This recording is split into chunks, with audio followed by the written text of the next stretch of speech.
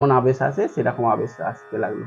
এদিকে কৃষ্ণদাসকে বলতে লাগলেন যে আমি সন্ন্যাস দর্শন করেছি, সন্ন্যাস রূপে মহাপ্রভুর বাল্য রূপে আমি দর্শন করতে চাই।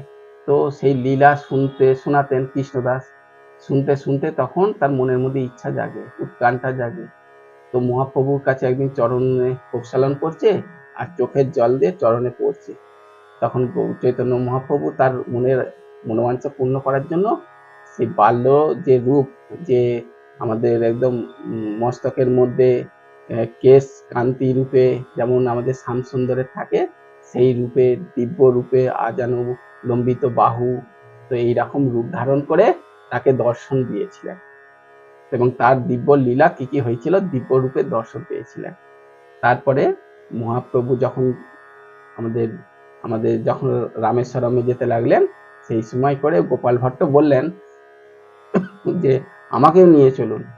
তখন বলল না, তোমার পিতা মাতার কার্য সম্পূর্ণ করো আর ভালো রকম ভাবে বেদ অধ্যয়ন করো, সময় হলে অবশ্যই আমি কিন্তু তোমাকে তোমার পিতাকে বলবো প্রেরণা দেওয়ার মানে বৃন্দাবনে পাঠানোর জন্য।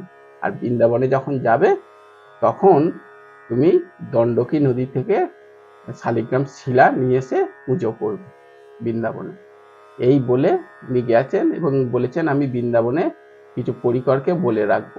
কিন্তু এই কথা শুনে গোপাল ভট্ট ধীরে ধীরে বড় হতে লাগলো। মহাপ্রভু যখন জগন্নাথ মন্দিরের সামনে গম্ভীরা গৃহের মধ্যে ভাবাবিষ্ট হলেন, কিন্তু জীব গোস্বামীকে বলে গিয়েছিলেন।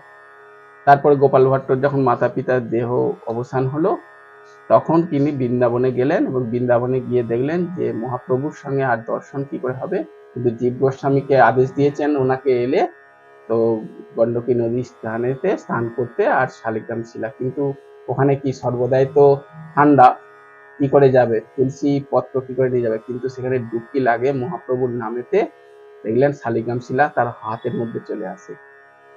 তো তখন সেই শালিগ্রাম গুলো কয়েকটা বেশ এসে গিয়েছিল তার শালিগ্রাম, তখন এক একটা শালিগ্রাম শিলা 12 কিলো করে এরকম ওজন, তার লাগ আমি ঠিক ওইটা অনুমান ঠিক জানি না। তো 12টা এরকম 14টা কটা শিলা এসেছিলেন, তার মধ্যে সেই শিলাগুলোকে নিয়ে পুজো করতেন, একটা টগরিতে নিয়ে এসে বৃন্দাবনতে নিয়ে এসে পুজো করতেন। কিন্তু ওনার একটাই ইচ্ছা ছিল যে এই শালিগ্রাম শিলাকে যে পুজো করছি মহাপ্রভুর আদেশ, আমার আচার্য আমার গুরুদেবের আদেশ, কিন্তু আমি সবাই তখন রূপ গোস্বামীর দ্বারাই যে আমাদের গোবিন্দ দেব প্রকট হয়েছে না, তখন প্রকট হয়েছিলেন, সনাতন গোস্বামীর দ্বারাই মদন মোহন প্রকট হয়েছেন, তো এনাদেরকে সিঙ্গার করাতেন। তো গোপাল